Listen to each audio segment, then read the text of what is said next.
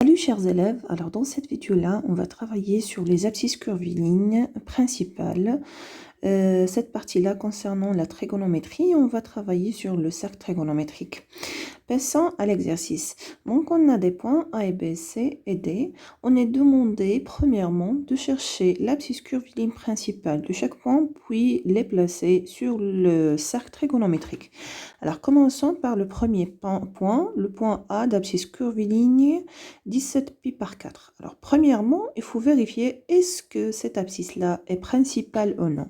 Alors on sait d'abord que n'importe quel point sur le cercle trigonométrique, par exemple, le point A, admet une infinité des abscisses curvilignes. Alors, si on a une abscisse alpha, alors le point A admet une infinité des abscisses curvilignes qui s'écrivent de la forme alpha plus 2kπ. Si on fait bien sûr des tours complets, on arrive toujours à tomber sur le même point. Alors, comment vérifier bien sûr que le principal, si alpha est principal, est une mesure principale, alors alpha doit être compris entre moins p et pi. D'accord? Alors, vérifions tout d'abord, est-ce que ce nombre-là, ou cette abscisse-là, est principale ou non? Alors, pour que cette abscisse soit principale, il faut que ça soit compris entre moins pi et pi. Alors, vérifions, est-ce que cette inégalité est juste? Alors, ça arrive à, si on simplifie les pi, ça arrive à vérifier est-ce que ce nombre-là est compris entre moins 1 et 1. Bien sûr, on remarque que 17 par 4 est un nombre plus grand que 1. Parce que le numérateur est plus grand que le dénominateur. Alors, on sait que ce nombre-là n'est pas principal. D'accord? Elle est plus grand que 1. Donc, ce n'est pas une mesure principale. La même chose avec les autres mesures. Remarquez, pour le point B, on a 27 par 3. Alors, 27 est plus grand que 3, donc ce n'est pas principal. De la même manière, C et D ce sont des abscisses non principales. Alors, comment arriver à trouver l'abscisse curviligne principale? Alors, premièrement, on commence dans le brouillon de faire la division suivante en divisant 17 par 4. Alors, premièrement, 17 est un nombre impair, alors que 4 n'est pas un nombre impair, c'est un nombre pair, donc n'est pas divisible. Donc, si on fait la division, donc on aura le 4 et il nous reste le 1. Alors, on va essayer de faire une décomposition de ce nombre-là. Donc, 17p par 4, on peut l'écrire autrement. Donc, 4 fois 4, c'est combien? C'est 16. Donc, c'est 16pi plus pi par 4. D'accord? Qui est égal à... Donc, 16p par 4, c'est 4pi plus p par 4. Donc, remarquez que p par 4 est une abscisse curviligne principale. Et on a cette égalité-là. Donc, on a 17pi par 4 égale à 4pi plus p par 4. Alors, premièrement, qu'est-ce qu'on dit? Lorsqu'on a ici un nombre pair qui s'écrive de la forme de kπ, alors on dit que 17pi par 4 est congru à p par 4 modulo de pi. Alors, puisqu'ils sont congrus, ça signifie que ce sont les mesures d'un même angle, ou ce sont les abscisses curvilignes d'un même point.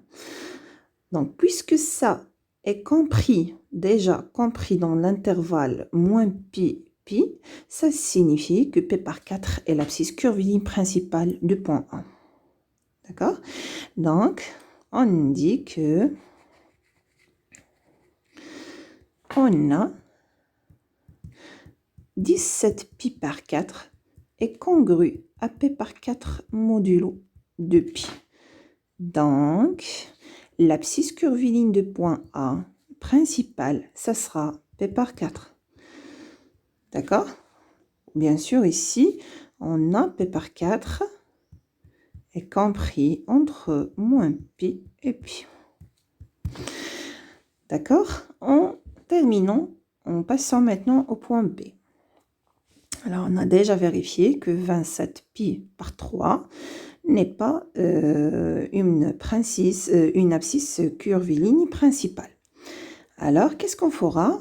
Au brouillon, on fait la division. Donc, on remarque déjà que 27 est un multiple de 3. Alors, elle est divisible par 3. Donc, 27 pi par 3, c'est quoi? C'est exactement 9 pi. Alors, qu'est-ce que vous remarquez?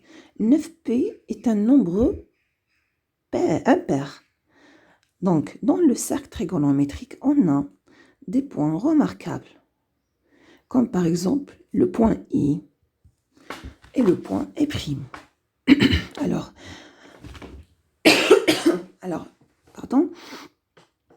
Alors, en ce qui concerne le point I, l'origine du cercle trigonométrique, alors, quelle est l'abscisse curviligne principale de ce point-là? Alors, c'est l'origine, c'est 0.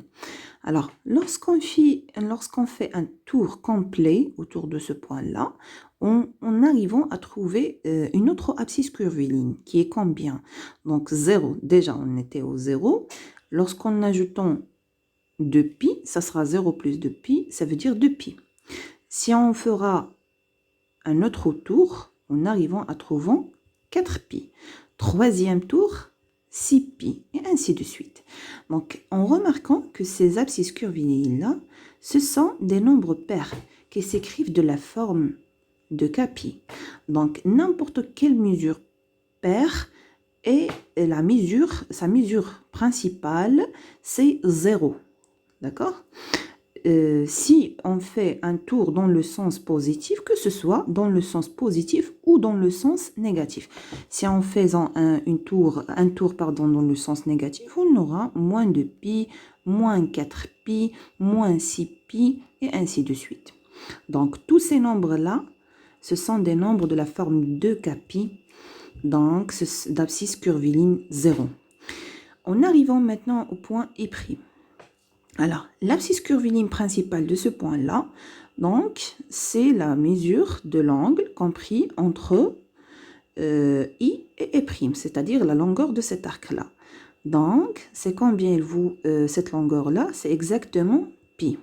Voilà, donc le point I' d'abscisse curviligne principale pi. Alors, si on fait un tour complet autour du point E', on arrive à trouver combien? Pi plus 2pi, c'est-à-dire combien? 3pi. Si en faisant un autre tour, on aura 3pi plus 2pi, ça veut dire 5pi. Troisième tour, 7pi. Ou déjà, au premier, on a pi. Alors, qu'est-ce qu'on remarque en ce qui concerne ces points-là? 1, 3, 5, 7. Donc, ce sont des nombres impairs. Donc, comment ça s'écrit? Donc, ça s'écrit 2k plus 1 pi. Donc, un nombre pair et s'écrit toujours de la forme 2k plus 1. 2k plus 1 pi. Donc, que ce soit, comme on a déjà dit pour le point I, que ce soit dans le sens positif ou négatif. Donc, finalement, qu'est-ce qu'on conclut? On conclut que, en ce qui concerne ce point-là, donc l'abscisse curviligne de tous les points, ce sont pi, c'est pi, exactement c'est pi. Donc, tous les nombres ayant des abscisses curvilignes comme étant un nombre impair ayant comme abscisse curviligne principale pi, alors que les points qui ont des abscisses curvilignes principales paires ayant pour abscisse curviligne principale 0. D'accord? Donc, en arrivant maintenant, en retournant à notre point, notre abscisse curviligne, donc, on a trouvé que c'est 9pi. Alors, 9pi, c'est un nombre impair. Donc, que ça sera l'abscisse curviligne principale de ce point-là? Donc, c'est pi. Exactement. Donc, qu'est-ce qu'on dit? On dit que 7pi par 3 est congru à pi modulo de pi. D'accord? Parce que déjà, la division nous donne un nombre impair. Donc, l'abscisse curviligne principale du point P, c'est exactement pi. En terminant, passons maintenant au point au point C. Donc, on va écrire ces résultats qu'on a déjà obtenus. Donc, pour le A, on a dit que c'est le P par 4. Et pour le B, on a trouvé que c'est le pi. Alors, maintenant, on passe au point C. Alors, bien sûr, cette mesure-là n'est pas principale, c'est clair. Alors, en faisant maintenant la division par 6, combien on aura? Donc, le 20 contient 3. Donc, c'est 18. Il nous reste 2. Alors, le 21 contient aussi 3. 3, c'est 18. Il nous reste 3. 8. Donc, le 38. Alors, le 38 contient 6. Alors, qui nous donne 36. Il nous reste 2. Alors, on remarque que ce nombre-là, on peut l'écrire autrement. On peut l'écrire, donc c'est 2018, c'est combien? C'est 6 fois 336 plus 2. D'accord? On va donc l'écrire, on va écrire ce nombre-là autrement. Donc, 18, pardon. Donc, 2018 pi par 6, c'est quoi? 6 fois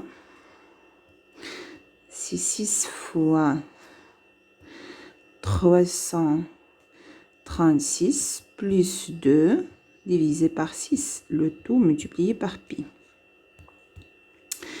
On continuera, donc qui nous donne? Donc on va simplifier, le 6 avec le 6. Qu'est-ce qu'il nous reste? Il nous reste 336 pi plus 2 pi par 6. 2 pi par 6.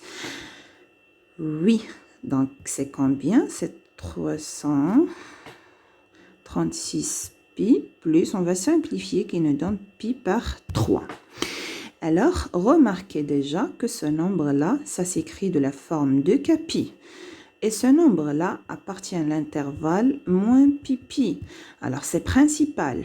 Donc, qu'est-ce qu'on dit? On dit que 2018 pi par 6 est congru à p par 3 modulo de pi. Donc, cela nous permet de dire que le point C a comme abscisse curviligne principale p par 3. Oui.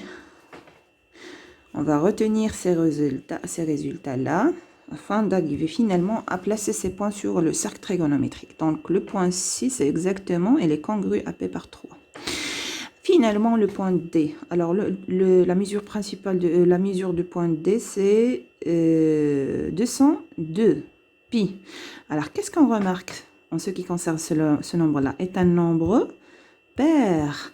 Donc, on a déjà dit que les abscisses curvilignes, que les points ayant des abscisses curvilignes, un nombre pair, se sont confondus avec le point I, l'origine du cercle trigonométrique. Donc, ces mesures sont congrues à 0 modulo de pi. Donc, on dit que on a 202 pi est congru à 0 modulo de pi.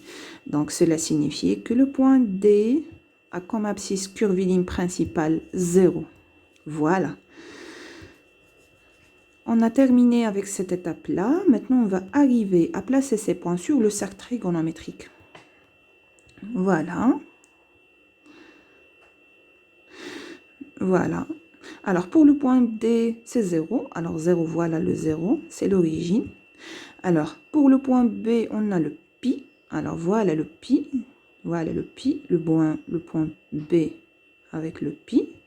Et le point A avec P par 4, on sait déjà que cet angle-là est P par 2. Alors, on va le diviser en 2. Voilà, le point A avec l'abscisse curviligne P par 4.